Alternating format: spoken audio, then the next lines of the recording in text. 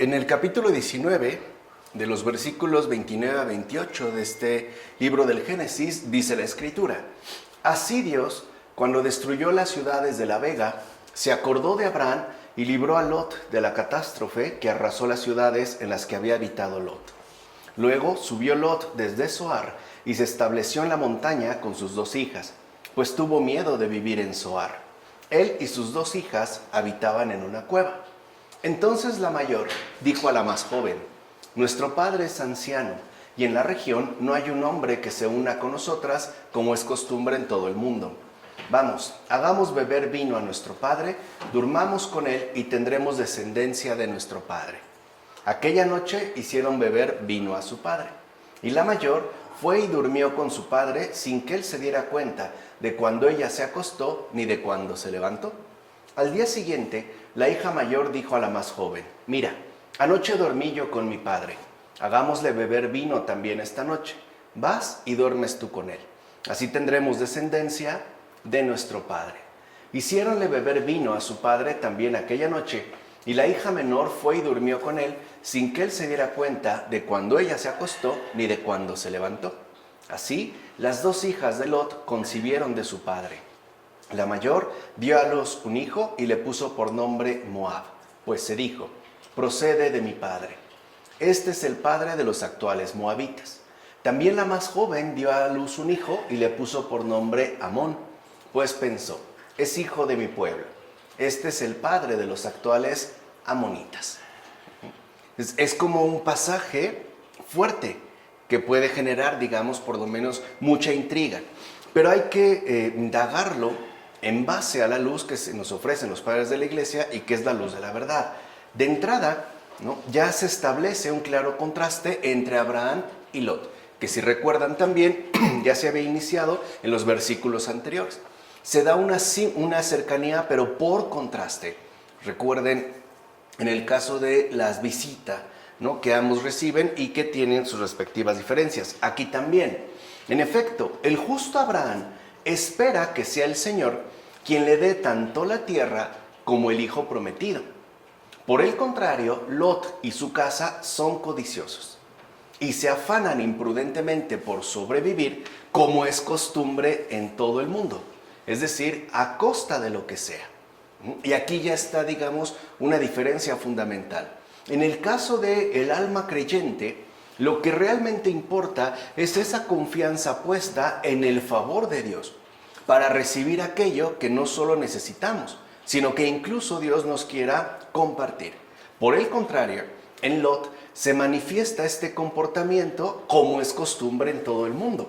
O sea, el hecho de intentar resolver todos los asuntos según los criterios más habituales y por ende también según los criterios terrenales. Ya habíamos visto Lot en el momento en el que Abraham le da a escoger. Él se va por aquello que parece ser mucho más fértil y por lo tanto, digamos, con un valor más elevado, ¿no? Ahí ya se había reflejado. En todo caso, lo que aquí también se manifiesta es que si lograron sobrevivir, en este caso Lot y sus 2 hijas, fue únicamente por la relación dada entre Abraham y Lot. Si no se hubiese dado como base esta relación, también Lot y sus respectivas hijas hubieran sucumbido. Ya se ve, por ejemplo, en el caso del comportamiento que las hijas de Lot han asumido. Les preocupa quedarse sin descendencia y para ellas es importante el no interrumpir, digamos, esta línea y acudir a los recursos con los que tengan, aun cuando se trate, por ejemplo, de un incesto.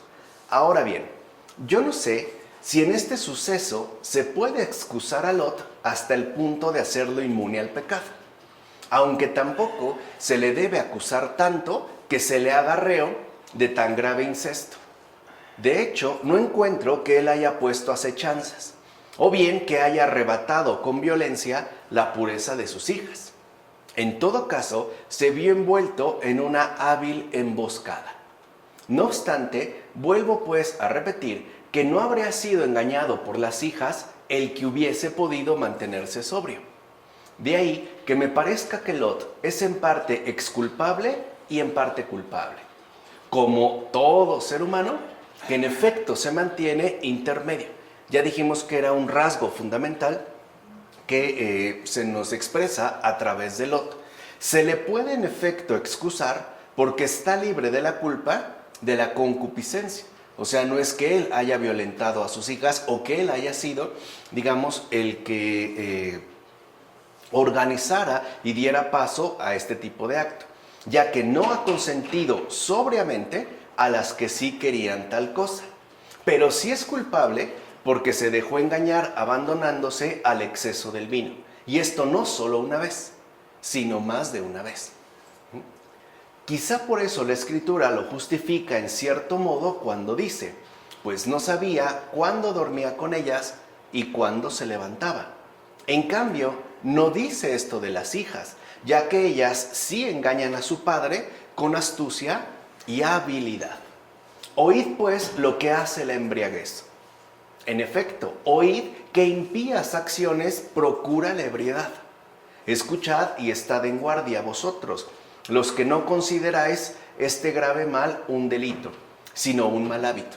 Este padre de la iglesia se refiere a la embriaguez, que es donde en este caso está poniendo el acento. Mira bien, la embriaguez sí que engaña al que Sodoma no engañó con sus malas costumbres.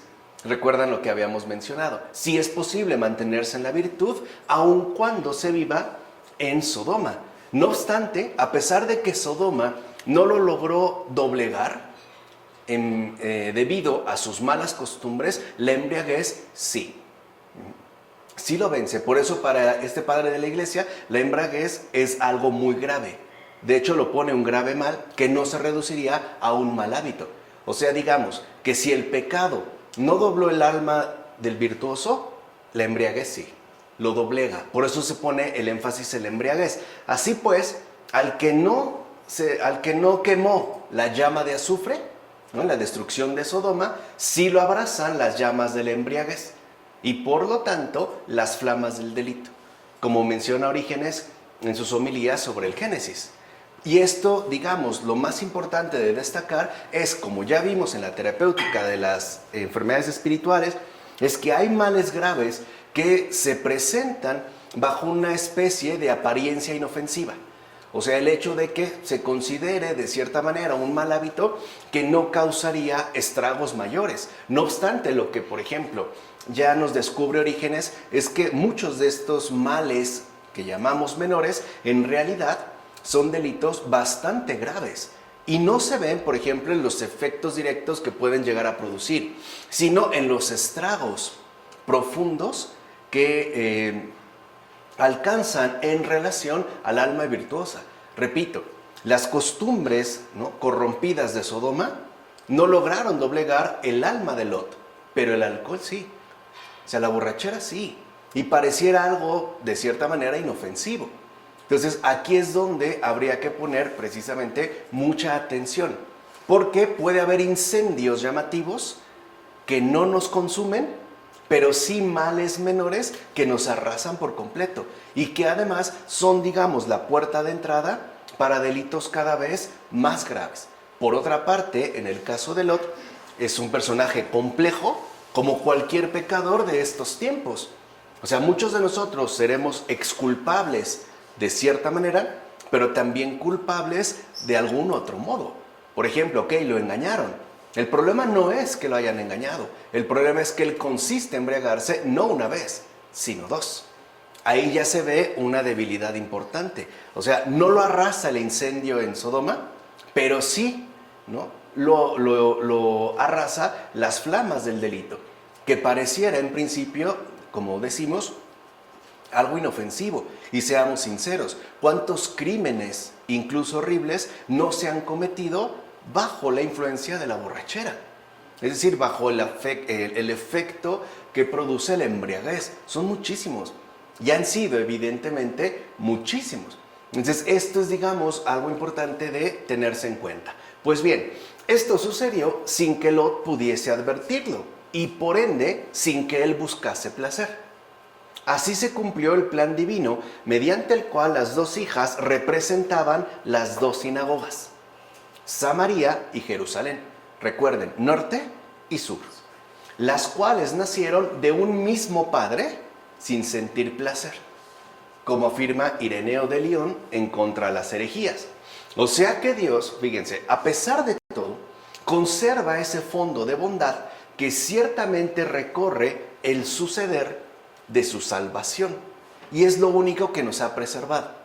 De hecho, cada alma humana posee también ese último fondo de bondad, que podría parecer casi extinto, pero es tan real que puede provocar, ¿no?, una conversión completa de vida.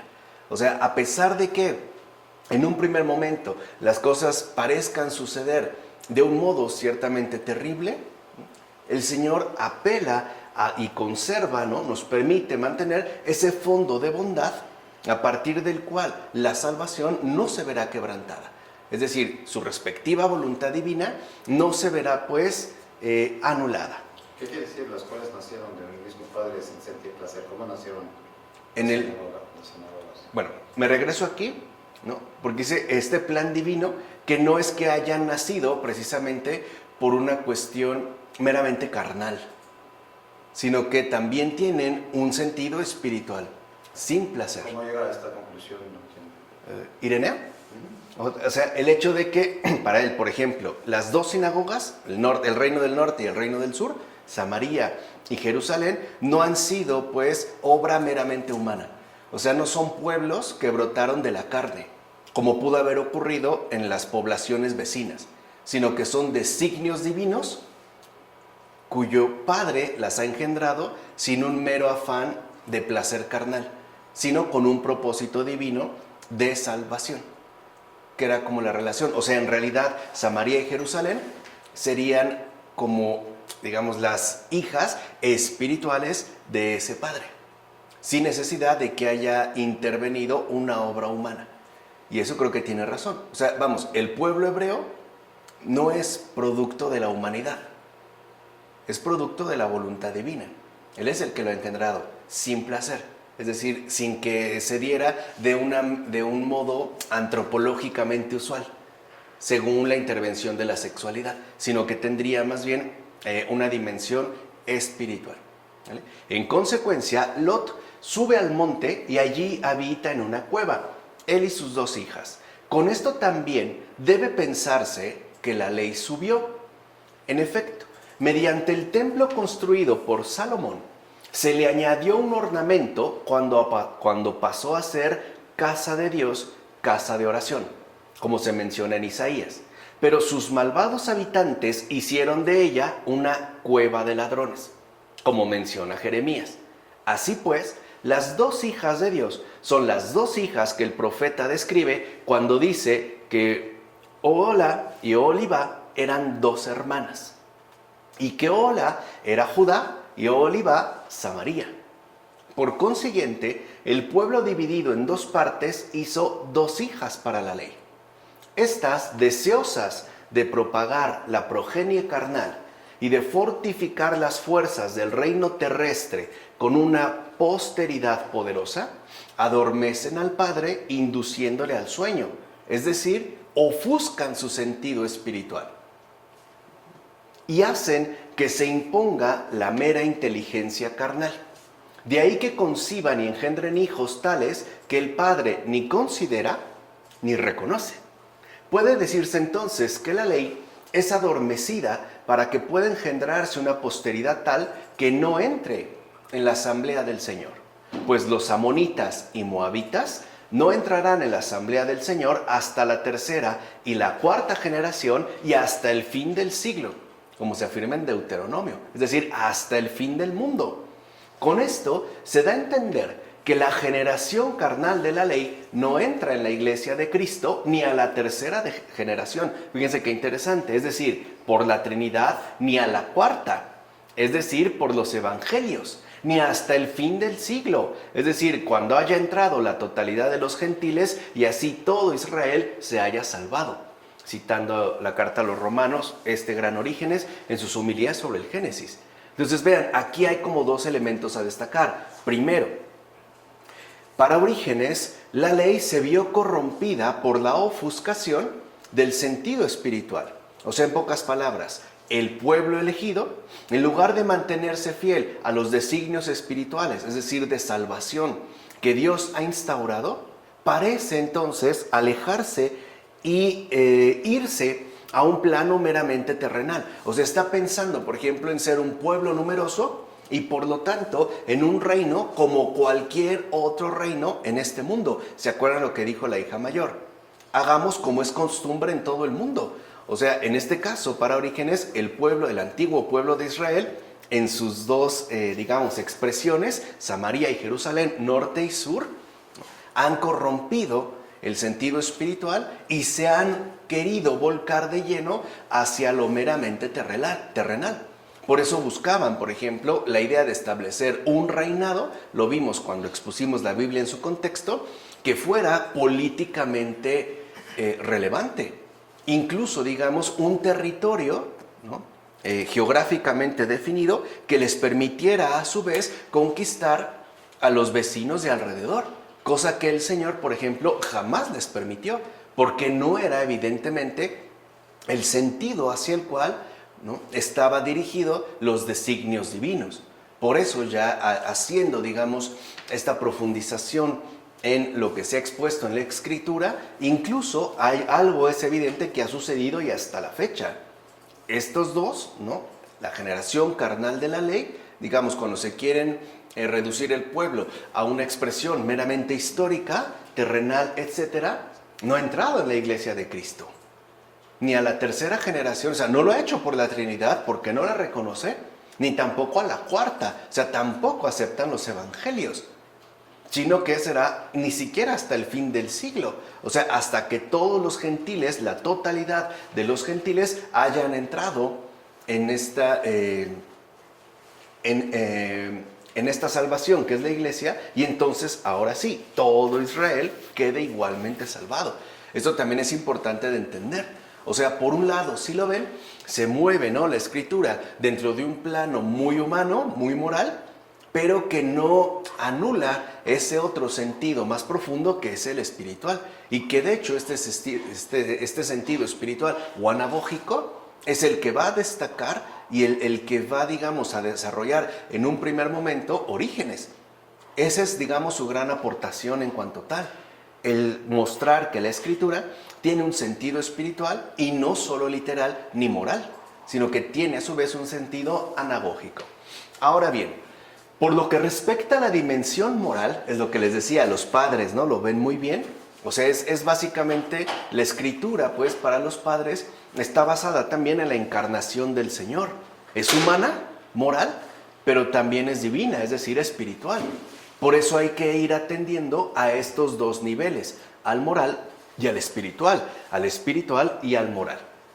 Bueno, por lo que respecta a la dimensión moral, debes estar también atento. No sea que, cuando hayas escapado de las llamas del mundo y hayas ascendido a la altura de la ciencia, como a la cima de un monte, ¿se acuerdan qué es lo que hizo Lot? Escapó, ¿no?, de las llamas del mundo de Sodoma, se elevó al monte, se te insinúen con acechanzas estas dos hijas que no se apartan de ti, sino que incluso te acompañan cuando llegas a lo alto. O sea, cuando has, digamos, pasado de la perversión del mundo a un recorrido de conversión, a un cambio de vida. Es decir, la vanagloria y su hermana mayor, o sea, la soberbia. Vean, te acompañan incluso aunque hayas llegado a lo alto. ¿Se acuerdan que la terapéutica para los padres, la vanidad, ¿no?, era justo la más peligrosa de todas? Porque se colaba hasta lo alto, incluso en el bien. Podía darse un dejo de vanidad que echaba absolutamente todo a perder. Bueno, es lo que aquí se está destacando. Cuida pues que estas hijas tuyas no te estrechen en sus abrazos mientras, entre sueños y adormilado, te parece que no sientes y no entiendes. Con razón se les llama hijas, ya que no sobrevienen desde fuera, sino que proceden de nosotros mismos, es decir, de nuestros propios actos. Quiere decir que estas dos las engendramos nosotros a partir de nuestros actos según nuestro proceder en el pecado. No es que se nos imponga, es que nosotros literalmente las concebimos a las dos. Repito, a la menor, la vanagloria, y su hermana mayor, la soberbia.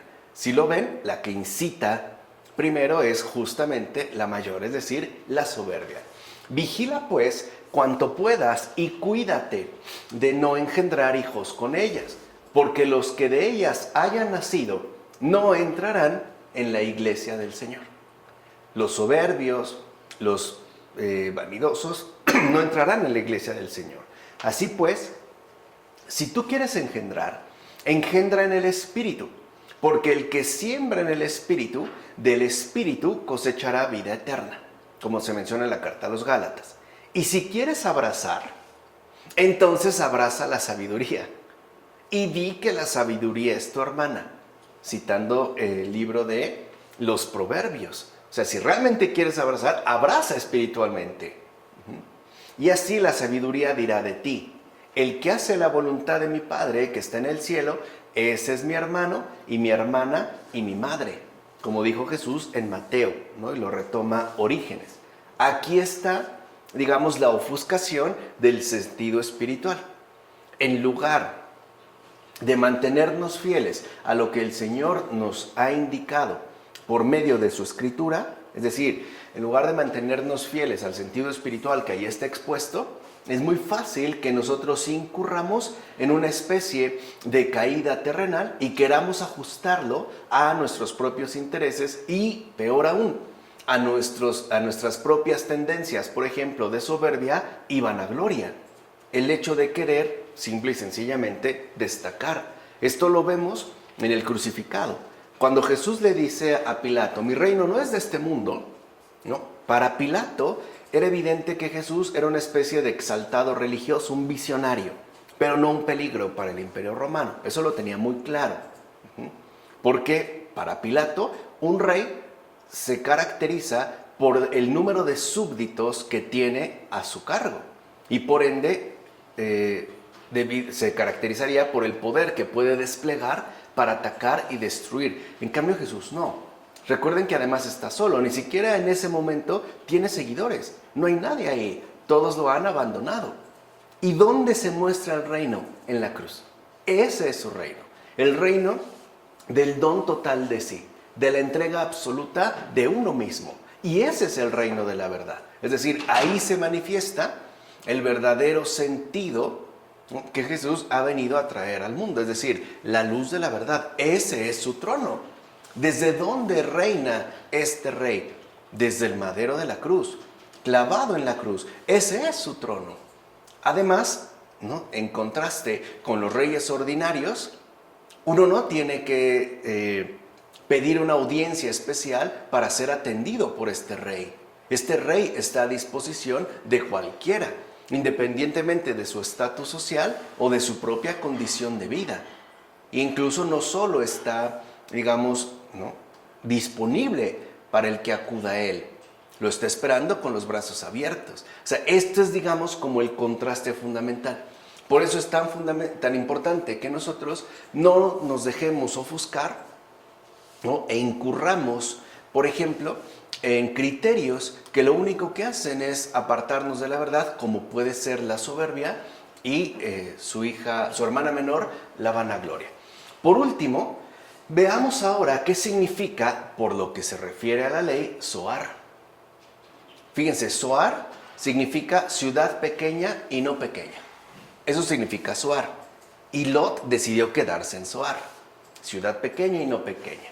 Para empezar, es llamada ciudad, porque apela al género de vida de muchos.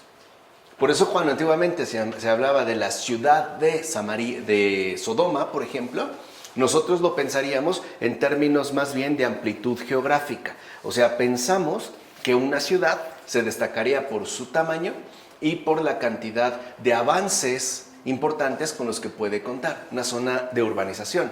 Pero en realidad, aquí, en el caso bíblico, cuando se habla de ciudad, se está hablando sobre todo a un género de vida ciertamente compartido. En efecto, es la ciudad la que unifica y engloba la vida de una muchedumbre. Y es cierto, incluso los que viven en una ciudad comparten cierto tipo de costumbres, establecen una serie de parentescos de familia y que de alguna manera unifica y engloba la vida de esta muchedumbre. De hecho, los que viven en la ley tienen una manera de vivir pequeña e insignificante mientras entienden la ley según la letra, ya que no tiene nada de grande observar carnalmente los sábados. Fíjense, esa es otra de las discusiones. O sea, ¿qué de grande tendría mantenerse en el precepto del sábado de una forma meramente material? O sea, vamos, meramente humana. O la circuncisión de la carne y la distinción de los alimentos.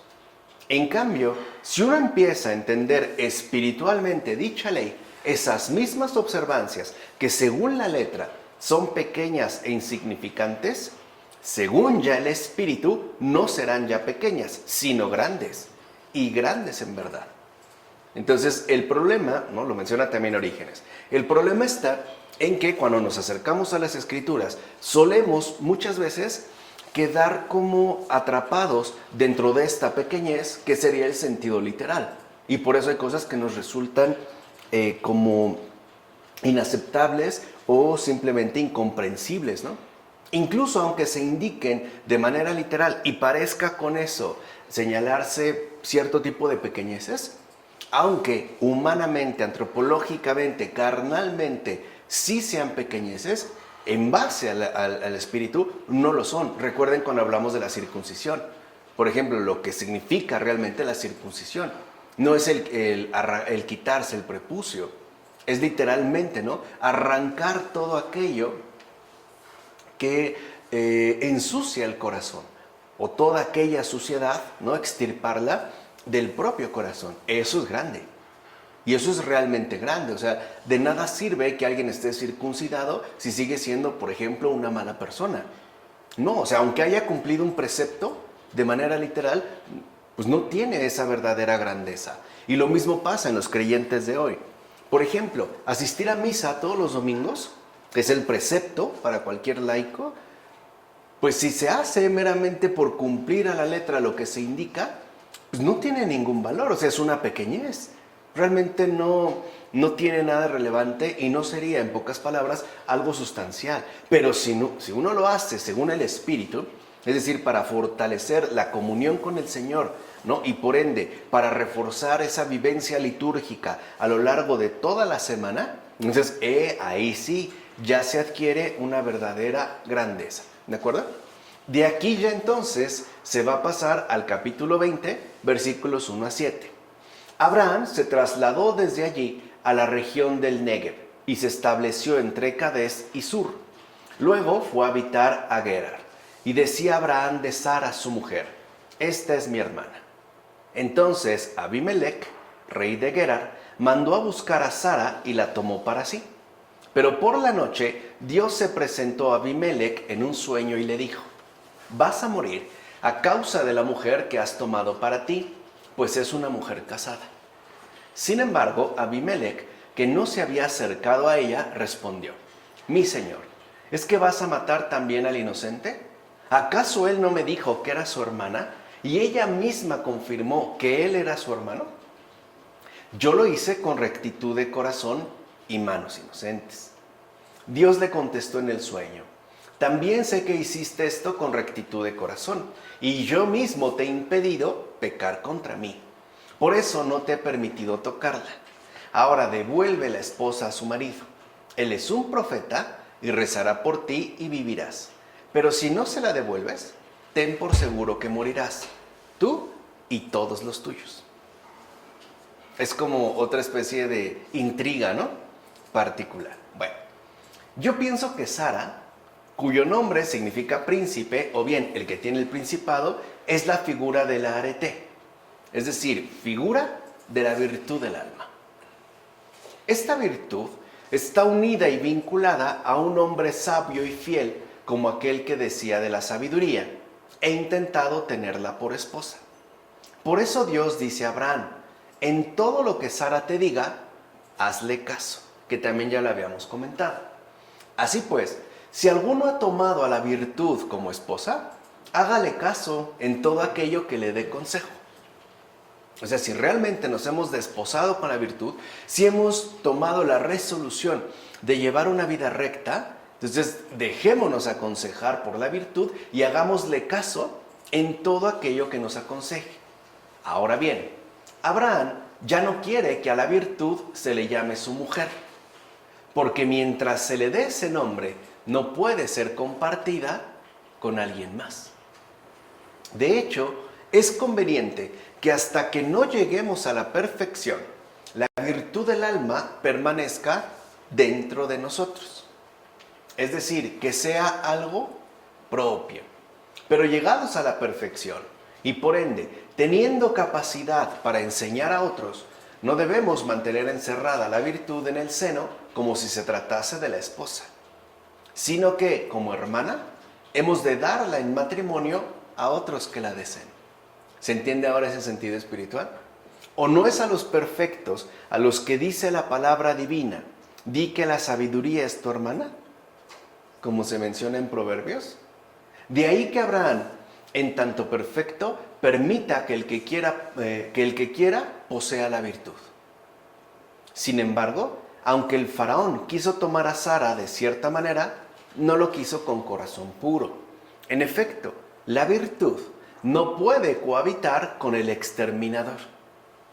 Es así, en efecto, como se traduce faraón a nuestra lengua, como menciona Orígenes.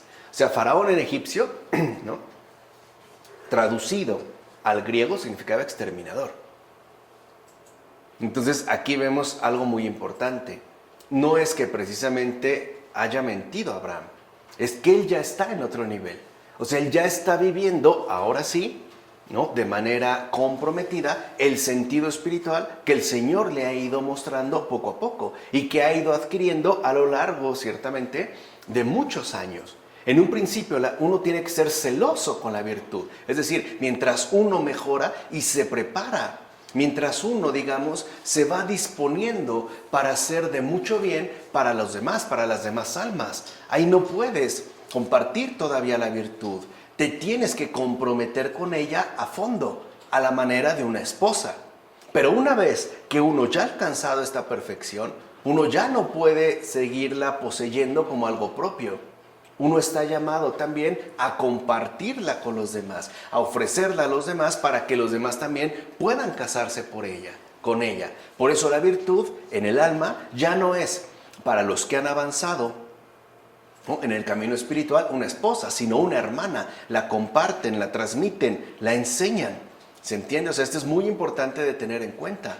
Además, aunque haya algunos que efectivamente la quieran tomar como esposa, mientras sean faraones, o sea, mientras tengan algo de exterminadores en sí, no pueden cohabitar con ella.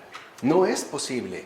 ¿Por qué? Porque lo único que van a hacer es, digamos, como atacarla e incluso sofocarla. O sea, como todo faraón, quererla someter a sus respectivas indicaciones, o sea, a sus propias exigencias. Ahora bien, Abraham se trasladó de allí y habitó entre Cadés y Sur y permaneció en Gerar. ¿De dónde es que se trasladó? Pues del lugar donde estaba acampando y fue considerado digno de escuchar al Señor de todos. Observa pues cómo es la vida de los justos. Es decir, qué austera y sencilla es y con qué facilidad hacen los traslados. Es el hecho de que se pueden mover de un lado a otro. En efecto, viven su vida como nómadas y peregrinos, o sea, como si vivieran en tierra extraña. Ciertamente, nosotros no actuamos así, ya que habitamos la tierra extraña como si fuera nuestra única patria. Y por eso hasta construimos espléndidas viviendas con pórticos y numerosos paseos e infinidad de otras cosas. Queremos como arraigar y quedarnos en el mundo a perpetuidad, no algo que fuera como indestructible. Por el contrario, observa más bien lo siguiente. Todas las posesiones del justo se reducen a los que han nacido en su casa y a los rebaños. Hablando en particular de Abraham. De hecho, el justo no permanece en un solo lugar, sino que en un momento levanta su tienda en Betel. Luego lo hace junto a la encina de Mambré. Después baja también a Egipto y ahora acampa en Gerar. Y todo lo soporta con facilidad y hasta muestra agradecimiento en todo a su Señor. De hecho, a pesar de tan grandes promesas y compromisos que recibió de Dios, rodeado además de enormes peligros y hasta arrojado a variadas y distintas pruebas, el justo se mantuvo inamovible como una pieza de acero, es decir, firme en su piadosa actitud y por ende para nada indolente ante ninguno de los obstáculos con los que se topa de manera frecuente. Observa pues, querido amigo, qué prueba le acaeció en Gerar y qué admirable valentía mostró la virtud del justo, a tal punto que sin siquiera irritarse, no pidió cuentas de lo sucedido al Señor. O sea, ahí se ve este perfil, ¿no? Tiene que desplazarse, hacer un cambio, no se enoja el por qué a mí lo tengo que hacer tal. Ya habíamos dicho que en la base de la fe estaba la disponibilidad, que de hecho es justo, ¿no?, lo que se traduce ya de manera plena, es decir, a partir del Señor, en términos de seguimiento. Uno al final, cuando se decide a seguir al Señor, uno ya no cuestiona, uno trata de mantenerse fiel a lo que se le ha indicado. A lo mejor trasladarse de este lugar a otro lugar. Muchas veces puede ser en un sentido geográfico, pero también puede ser en un sentido interior. Pasar, por ejemplo, de un apego a otro apego distinto. Pasar, en pocas palabras, de lo terrenal a lo celestial, etcétera, etcétera, etcétera. Incluso ya sin mostrar ningún tipo de irritación. Cosa que, por otra parte, muchos sí hacen, aunque estén saturados por incontables pecados. O sea, los que estamos saturados de incontables pecados somos pues los que más nos quejamos. Por ejemplo, una enfermedad, ¿no? Para el pecador no es posible que a él le suceda algo así. O sea, el pecador se considera intocable y además como blindado de cualquier tipo de molestia o calamidad, ¿no? El pecador nunca acepta que le suceda algo malo a él precisamente, porque para el pecador todos están mal menos él, es parte de su ceguera, ¿no? El pecador pues, ese sí sabe reclamar hasta por la más mínima cosa, ¿no? Dice, cosa curiosa, estos últimos en efecto, tan pronto caen en dificultades, aunque sean mínimas, y de inmediato dicen indignados, ¿por qué me ha pasado a mí esto o aquello? ¿Cómo es posible que me haya ocurrido cosa semejante? Pero el justo no actúa de esa forma, ya que bien sabe que de allí incluso gozará de un mayor favor por parte de lo alto. O sea que confía en que el Señor está de por medio y aunque de momento la cosa no resulte agradable, el Señor tendrá preparado algo infinitamente mayor de lo que se podría suponer. Es esto justamente lo que caracteriza a un siervo sensato, es decir, el no entrometerse en lo que el Señor realiza. En todo caso, acepta lo ocurrido con piadoso silencio y con mucho agradecimiento, ¿no? Como menciona Juan Crisóstomo en sus homilías sobre el Génesis. Puede decirse entonces que al menos para el justo, el amigo de Dios, todo es un regalo divino. Y ahí se ve también un perfil importante de nuestra propia maduración espiritual. ¿Qué tanto nos entrometemos, nos molestamos, nos enojamos, nos irritamos, incluso nos indignamos en el proceder de Dios? Es lo que había destacado en su momento el Papa Francisco, que somos cristianos sí, pero. Es decir, aceptamos la voluntad de Dios, pero no del modo en el que Él lo realiza. O sea, nos entrometemos en el modo de realización que el Señor ha elegido. No nos gusta su modo. O sea, nos irrita, quisiéramos que las cosas fueran distintas, incluso que tuviera una especie de asesoría por Zoom, ¿no?, con nosotros para darle algunos consejos y ver a cómo todo entonces sería maravilloso. Cuando se habla del piadoso silencio, se está hablando de la paz del corazón. Ese es el piadoso silencio. Ya uno no se siente inquieto, uno no está molesto, uno no está indignado. Uno ya no padece esa indignación. Uno vive esa paz del corazón, piadoso silencio, que además, ¿no?, nos invita a agradecerle al Señor que lo haya decidido así, precisamente porque Él no se equivoca. O sea, aunque para nosotros las cosas pudieran ser de otra manera, algo debemos tener muy claro. Dios nunca se equivoca y Él sabe en cada ocasión y bajo cada circunstancia qué es realmente lo mejor. no solo para uno, sino para el mundo entero. Recuerden que al final todo refiere a un propósito de salvación. Aun cuando los modos no necesariamente nos parezcan, por ejemplo, pues los más agradables. Ahora bien, si Sara es figura de la virtud y Abimelech quiso tomar la virtud con un corazón puro, ¿qué quiere decir que el Señor no le permitió tocarla? Que eso también es interesante. Si Sara es la virtud y Abimelech quiso tomar, ¿no?, acceder a la virtud con un corazón puro, ¿por qué entonces el Señor no le permite tocarla? Veamos, ¿no? Aquí se va también como indagando. Abimelech significa mi padre es rey.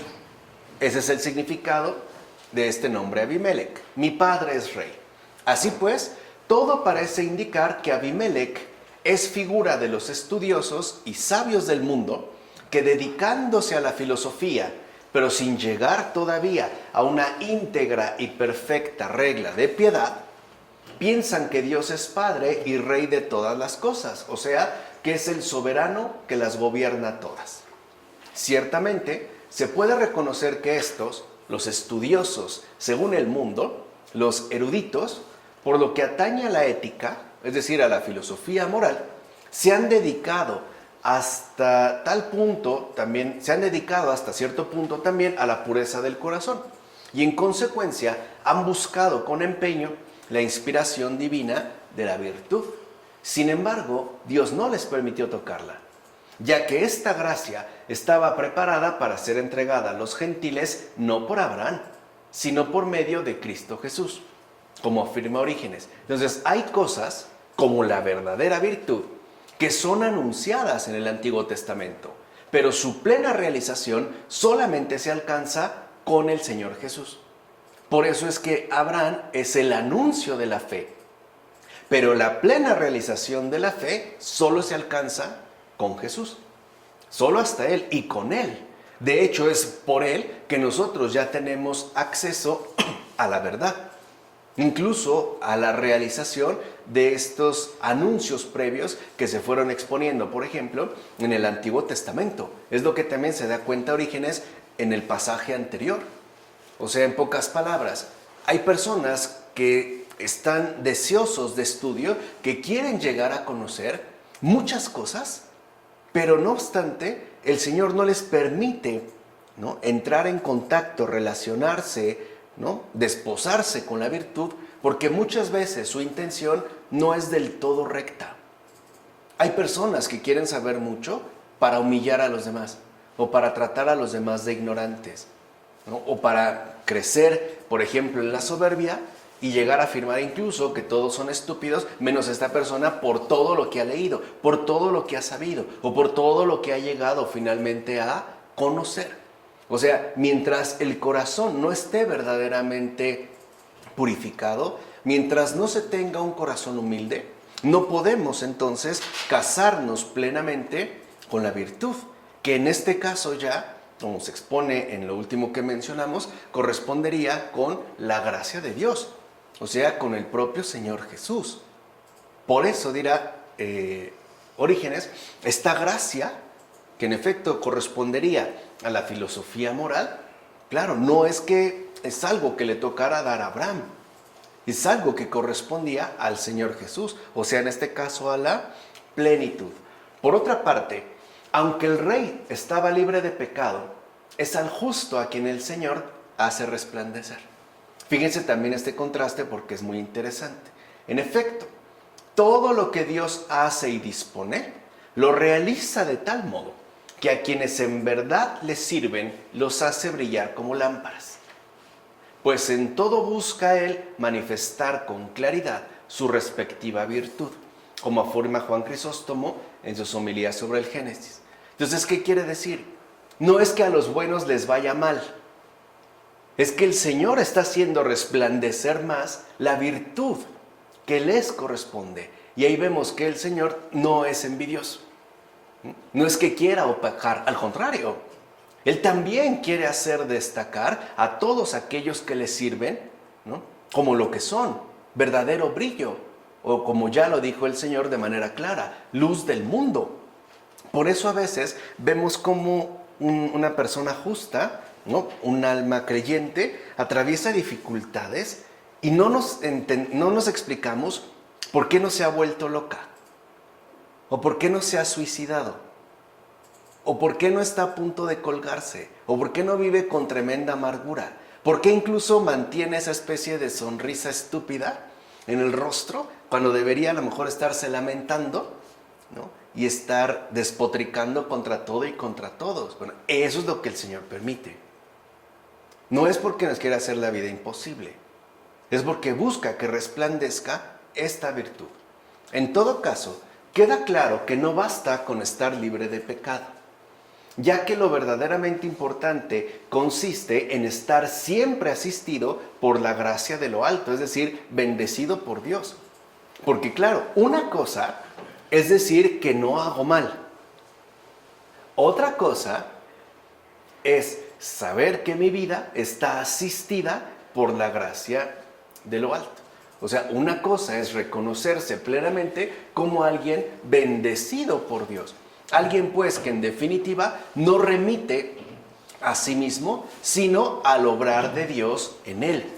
Esto es fundamental, porque a veces pareciera que para nosotros lo único relevante es como mantenernos de cierta manera apartados del pecado, ¿no? O sea, como que nos conformamos con no pecar. Pero es que en realidad la vía no es precisamente negativa. O sea, en la relación con Dios la vía no es precisamente negativa. No basta con no pecar. Lo que queremos es participar de lleno en su gracia. O sea, estar inundados pues de su bendición. De tal manera que entonces nuestra respectiva misión creyente no se vea reducida a un simple estar libre de pecado, como Abimelec. Porque estar libre de pecado no implica que podremos tener un contacto íntimo con la virtud, es decir, con la gracia que viene de lo alto. Se requiere algo más: deseo de comunión, deseo de participación. En términos más positivos diríamos, no basta con no hacer el mal, hay que hacer el bien, y siempre, y pronto, etcétera, etcétera, etcétera. Esto es pasar de un simple estar libre de pecado a el hecho concreto de mantenerse bendecido por Dios, asistido pues por la gracia de lo alto. Porque hay personas que, por ejemplo, quieren ser buenas, digamos, estar libres de pecado, pero no les interesa saber nada de Dios, que de hecho no quieren tener nada que ver con Él. Claro, tampoco están decididos por eso a hacer el mal, pero simple y sencillamente no les importa. Por eso es que no tienen este acceso, ¿no?, al compromiso íntimo, a la intimidad con la virtud. Y aquí pues, teniendo en cuenta esto, podemos ver ya en los versículos 8 a 18, en este capítulo 20, lo siguiente. Muy de mañana, Abimelec se levantó, llamó a todos sus siervos, les contó todas estas cosas y los hombres se llenaron de miedo. Entonces Abimelec llamó a Abraham y le dijo: ¿qué nos has hecho? ¿En qué te he ofendido para que me hayas expuesto a mí y a mi reino a un pecado tan grande? Me has hecho cosas que no se deben hacer. Y Abimelec preguntó a Abraham: ¿qué pretendías al obrar de esta forma? Abraham contestó: solamente pensé que no encontraría temor de Dios en este lugar y que me matarían a causa de mi esposa. Además, es verdad que era mi hermana por parte de padre, pero no por parte de madre, cuando la tomé por esposa. Y así, cuando Dios me hizo salir errante de casa de mi padre, le dije a ella: vas a hacerme este favor. En todos los lugares a los que vayas, dirás que soy tu hermano. Entonces Abimelec tomó ovejas, vacas, siervos y siervas y se los dio a Abraham. También le devolvió a Sara su mujer. Y dijo a Abimelec: aquí tienes mi tierra ante ti, habita donde mejor te parezca. Y le dijo a Sara: mira, le he dado a tu hermano 1000 monedas de plata, y esto te servirá de resarcimiento ante los ojos de todos los que están contigo, de modo que se haga absoluta justicia. Abraham oró a Dios y Dios curó a Abimelec, a su esposa y a sus esclavas, quienes entonces pudieron tener hijos, pues el Señor había cerrado el vientre de todas ellas en casa de Abimelec a causa de Sara, mujer de Abraham. Veamos. ¿Ves ahora cómo el justo no cambió de lugar en vano o sin un motivo?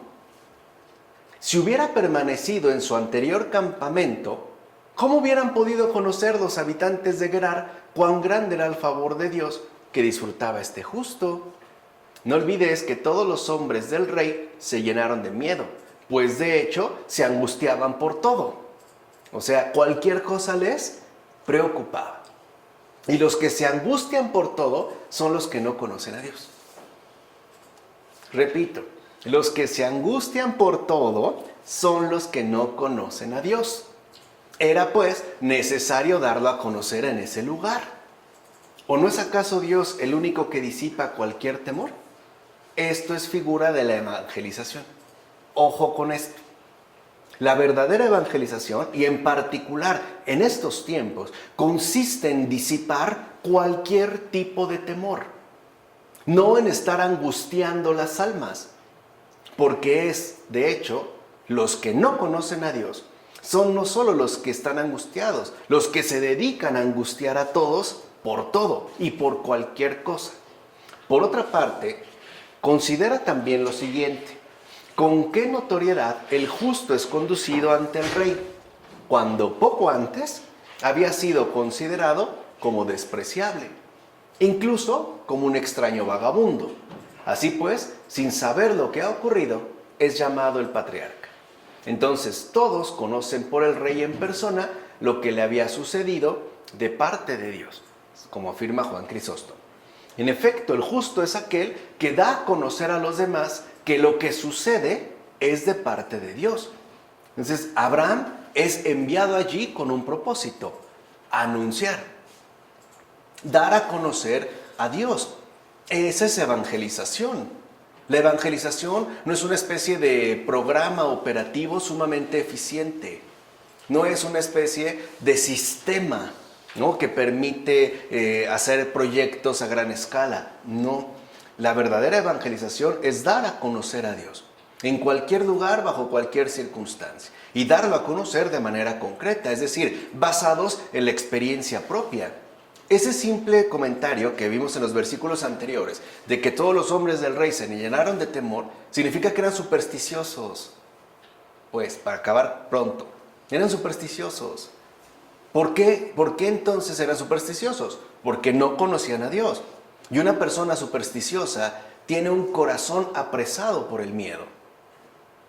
Una persona supersticiosa se angustia absolutamente de todo. ¿Por qué? Porque no está en el verdadero conocimiento de Dios. O sea, no tiene experiencia de su respectiva bondad. Por eso es tan importante darlo a conocer allí donde nuestra propia vida se desarrolla. Y pregunto, ¿no es justamente bajo estas circunstancias tan mundanamente dramáticas, ¿no?, de inestabilidades económicas, de crisis políticas, de tanta efervescencia social, de incertidumbre, de enfermedades, de pandemia, de panoramas, ¿no?, tan sombríos, donde se debe evangelizar, dando a conocer a Dios justamente por medio de disipar todos los miedos? ¿O también nosotros debemos mantenernos entonces angustiados, preocupados? ¿Qué es lo que estamos haciendo? O sea, ¿por qué? Alguien se puede preguntar, ¿por qué nos tocó vivir esto? Porque ese es nuestro llamado a la evangelización. ¿Cuál es nuestra respectiva postura? ¿Cuál debe ser nuestra actitud? ¿Qué pensamientos debemos tener? ¿Qué modo de obrar debemos asumir? O sea, en pocas palabras, ¿qué es aquello que tenemos en el corazón? De eso dependerá toda la evangelización. No es que se requieran de programas más o menos exitosos a corto, mediano y largo plazo. Lo que se requieren son testigos auténticos, que como Abraham están en la disponibilidad de moverse a donde el Señor los envíe para darle a conocer en base a las experiencias concretas de vida, Además, como lo acaba de mencionar Juan Crisóstomo, en un principio Abraham apareció como un verdadero irrelevante, un vagabundo, un despreciable. ¿Quién es este? ¿Quién se lo tomaba en serio? ¿Con qué cartas de presentación llegó? Ninguno. ¿De dónde venía? Es un extraño. Pero al final mostró que este extraño iba de parte suya. Y con eso cambia toda la perspectiva. Es más, vean cómo Abimelech, ¿no? Lo iremos viendo un poquito más adelante, incluso le corresponde, le da un honor absolutamente diferente. Es decir, se le reconoce pues como un enviado de Dios, aunque al principio no lo parezca. Ahora bien, ¿qué pretendía Abraham al obrar así? Observa en este punto lo siguiente. Al tiempo que Abraham se defiende, proporciona una enseñanza sobre el conocimiento de Dios. De hecho, estaba como angustiado pensando que debido a su ignorancia, aquellas personas no respetarían la justicia. Observa pues cómo en pocas palabras no solo los reprende, sino que también les enseña esto. Quien tiene a Dios presente por encima de todo, no debe cometer nada injusto. En efecto, el que tiene presente a Dios por encima de todo, mantiene abierto ese ojo que no duerme, el cual asimismo nos advierte del severo juicio que no espera por parte del Señor, que nos espera por parte del Señor si no respetamos la justicia. O sea, tampoco podemos quedarnos nosotros en una especie de elevación espiritual que desatienda las situaciones concretas de la vida ordinaria.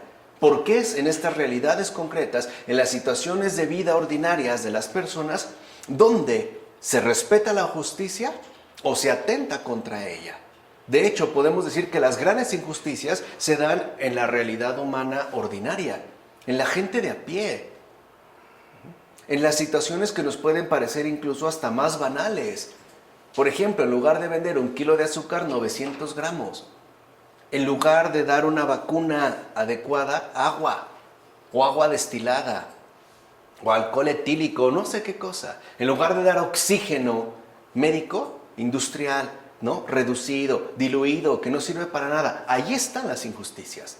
Y eso también les está mostrando, en este caso, Abraham. O sea, el conocimiento de Dios, ese es el punto.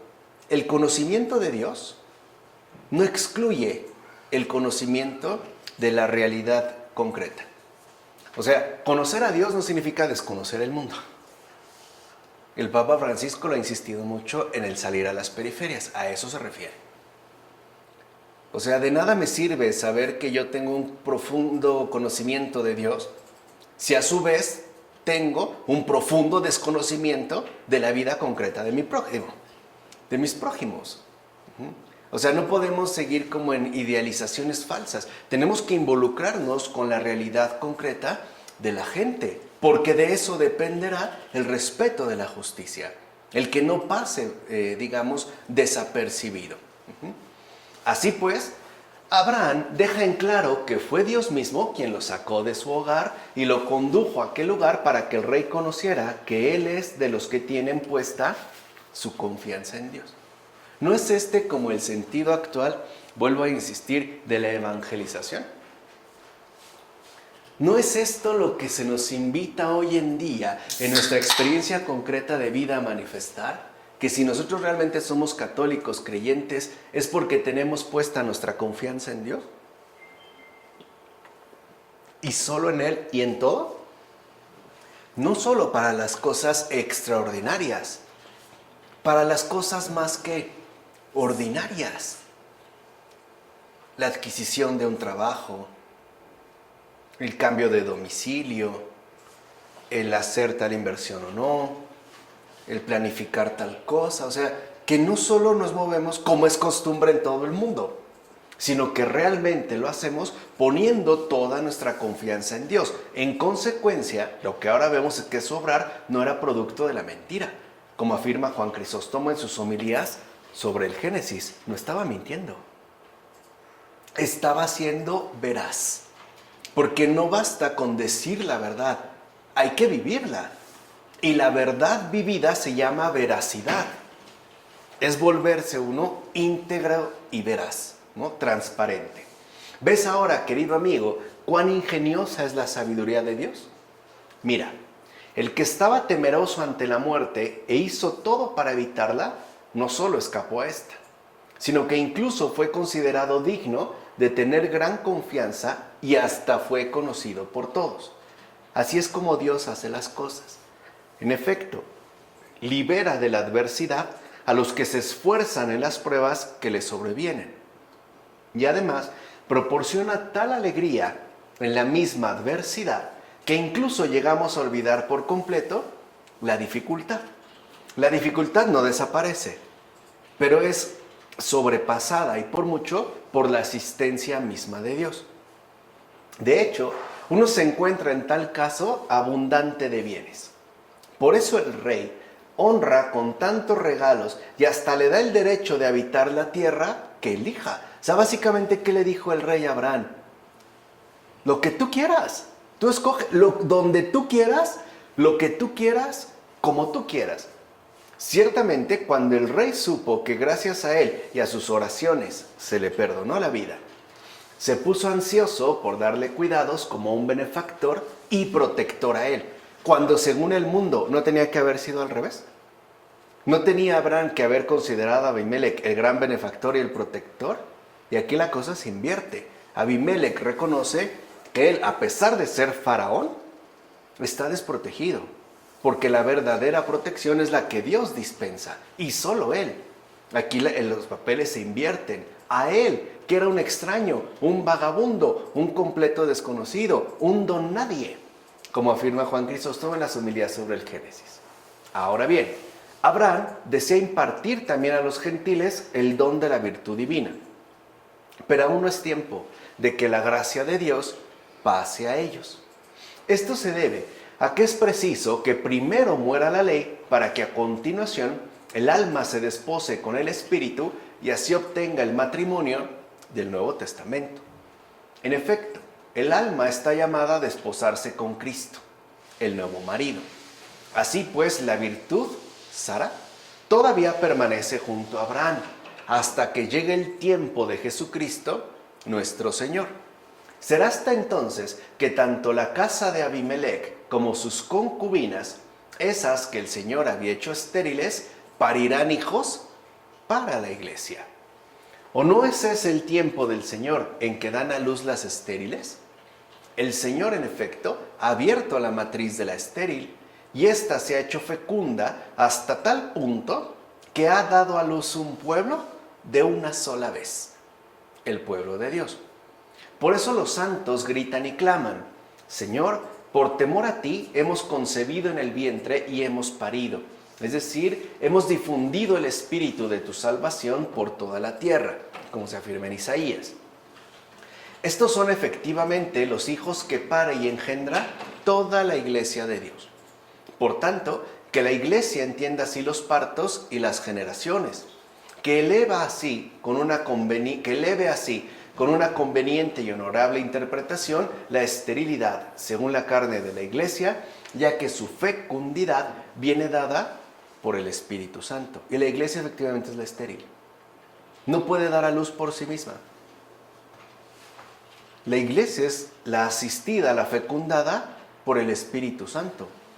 Seamos pues amigos del Espíritu en la letra. En efecto, asociemos realidades espirituales a realidades espirituales, como se afirma en la primera carta a los Corintios. Y por ende, hagámonos espirituales de obra y de pensamiento en Cristo Jesús, Señor nuestro, como afirma Orígenes. Por eso les digo, la gran escuela de Orígenes, la escuela de Alejandría, justo lo que promovía es esta amistad del Espíritu en la letra. Dios y el prójimo, lo invisible y lo visible, siempre de manera conjunta. Que una, por ejemplo, no nos conduzca ciertamente a omitir a la otra. Por ejemplo, que no creamos que solo importa lo espiritual y lo material no. O al revés, que solo entonces importa lo material, pero lo espiritual ya no. No, que realmente estemos comprometidos en esta exigencia mutua de lo espiritual y lo material. Así llegamos al capítulo 21 de los versículos 1 a 7. El Señor visitó a Sara como había dicho y le concedió lo que le había prometido. Sara concibió y dio un hijo a Abraham en su vejez, en el plazo que Dios le había fijado. Abraham puso por nombre Isaac al hijo que le había nacido, el que le había dado Sara. Y Abraham circuncidó a su hijo Isaac cuando éste tenía 8 días, tal como Dios le había ordenado. Abraham tenía 100 años cuando le nació su hijo Isaac. Entonces Sara dijo: Dios me ha hecho reír. Quienes lo oigan, reirán conmigo. Y añadió: ¿quién le diría a Abraham que Sara iba a criar hijos? Pues yo le he dado un hijo en su vejez. Como podemos observar, estos versículos están centrados en Sara e Isaac. No perdamos de vista el hijo de esta pareja anciana y estéril. Incluso puede decirse que la esterilidad de esta anciana pareja contrasta fuertemente con el mandato dado por Dios a la humanidad al comienzo de la creación. ¿Se acuerdan qué se dijo ahí? Creced, multiplicaos, llenad la tierra. Y contrasta porque parece que en esta pareja no hay tal fecundidad, no hay tal posibilidad. Mientras que en la primera pareja humana, ¿no?, destaca esta especie de fecundidad desbordante, en esta otra pareja posterior parece que lo que predomina es una especie de esterilidad envejecida. Así pues, el texto afirma con insistencia el cumplimiento de la promesa divina y por tanto, asimismo confirma la veracidad del mandato dado al inicio de la creación, aunque por otros medios sobrenaturales. O sea, aquí ¿qué se está anunciando? La fecundidad de la estéril. Es prefiguración de la iglesia. Quiere decir que no solo hay un nacimiento por medios naturales, que lo hay. También hay un nacimiento por medios sobrenaturales. ¿No es lo que le explicó Jesús a Nicodemo? Que si uno no nace del Espíritu, etcétera, ya se venían pues anunciando. O sea, no es algo que llegue de improviso. No solo está la línea natural, también está la línea sobrenatural. No solo está lo material, también está lo espiritual. O, como lo habíamos visto en griego, no solo hay bios, también hay zoe. Por eso se habla de una realidad simbólica. Aquí ya se está poniendo el énfasis en esta vía. Ahora bien, ¿quieres conocer el significado simbólico de la esterilidad de Sara? Mira, la iglesia iba a engendrar una multitud de creyentes. Y para que no pongas en duda cómo la que no tiene hijos, la que no ha dado fruto, la estéril pues, haya dado a luz, la que era estéril por naturaleza se adelantó y preparó el camino. Sara, en efecto, es figura de la iglesia. De hecho, de la misma forma que aquella, a pesar de ser estéril, dio a luz en su vejez, así también la iglesia, aunque estéril, ha dado a luz en los tiempos finales. Porque sabemos que estamos en los últimos tiempos, como afirma Juan Crisóstomo. De manera, la figura de Sara es figura de la Virgen María. La Virgen María concibe virgen, Sara concibe estéril, y creo que Raquel también, la otra. Pero esa es figura de la Virgen también. Sí, porque como sabemos, María, de hecho lo veremos adelante, es figura de la iglesia y de la madre. Igual así esta maternidad en la persona concreta de María y también en la realidad compleja de la iglesia. O sea que lo que se reveló en los últimos tiempos a partir de la encarnación del Señor era algo que ya venía anunciado desde el principio, es decir, desde el Génesis. ¿Se entiende? O sea, no es algo que llegara de improviso, más de 1000 años en los que el Señor iba preparando el camino para que los israelitas recibieran con alegría el cumplimiento de la obra divina. O sea, no tenían más por qué rechazar la iglesia. Más bien, la tendrían que abrazar. Ya se iba preparando no solo el intelecto, también los corazones. Pues bien, Isaac significa risa. Eso significa Isaac. Que la palabra Isaac en hebreo es risa, pero es una suerte de alegría sonriente.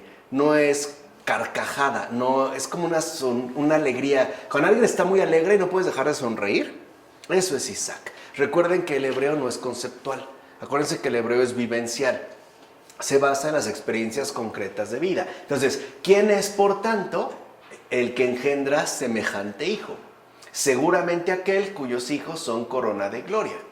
En efecto, el que engendra semejante hijo es el Espíritu, que es el único capaz de fecundar la esterilidad de la iglesia.